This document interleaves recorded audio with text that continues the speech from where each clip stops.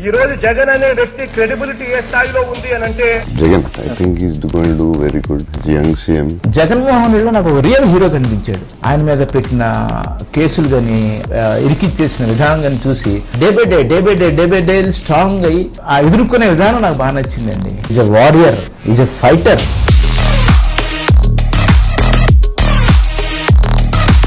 18 నెలలు నిరాటంగా ఆంధ్రదేశాన్ని నలుమూలల ఆ చివరి నుంచి చివరి వరకు చుట్టి ఎక్కడ ఎన్ని అవమానాలు, ఎన్ని బాధలు, ఎన్ని అవహేళనలు ఇవన్నీ తట్టుకుని నాకు అనవసరం, నా ధ్యేయం అది అని రాజ్యాధికారాన్ని చేజించుకున్నటువంటి Jaganmohan Reddy. I always seen him, his intentions are very, very sincere and I've seen him doing lot of hard work. ప్రజల కోసం ఆయన అంత కష్టపడటం చాలా ఆయన అభినందించాలి మనం అంతా. ప్రతి ఊరికి వెళ్ళి చెప్పేది చేసేది మామూలు విషయం కాదు.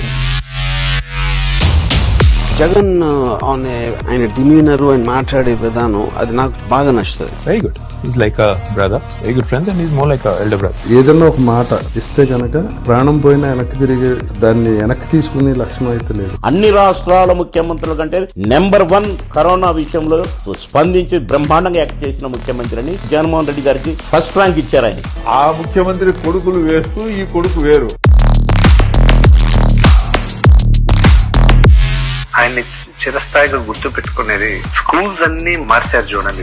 నాడు నేడు ఫెంటాస్టిక్ కాన్సెప్ట్. పక్కనున్నటువంటి ఆంధ్ర రాష్ట్రంలో 20 లక్షల ఇల్లు కట్టింది ప్రభుత్వం. ఆంధ్రప్రదేశ్ ప్రభుత్వం ఇంగ్లీష్ మీడియం పెట్టి చాలా మంచి పని చేసిందండి. ఆంధ్రప్రదేశ్ లో గ్రామ వాలంటీర్లు మొత్తం వాలంటీర్ వ్యవస్థ ఒకటి స్టార్ట్ చేశారు. వైఎస్ఆర్సీపీ వచ్చిన కొన్ని లక్షల మందిని అపాయింట్ చేశారు. ఒకవేళ జగన్ తెలంగాణలో ఉంటే ఇండియా నెంబర్ 1 సీఎం ఉండేది. అది జగన్.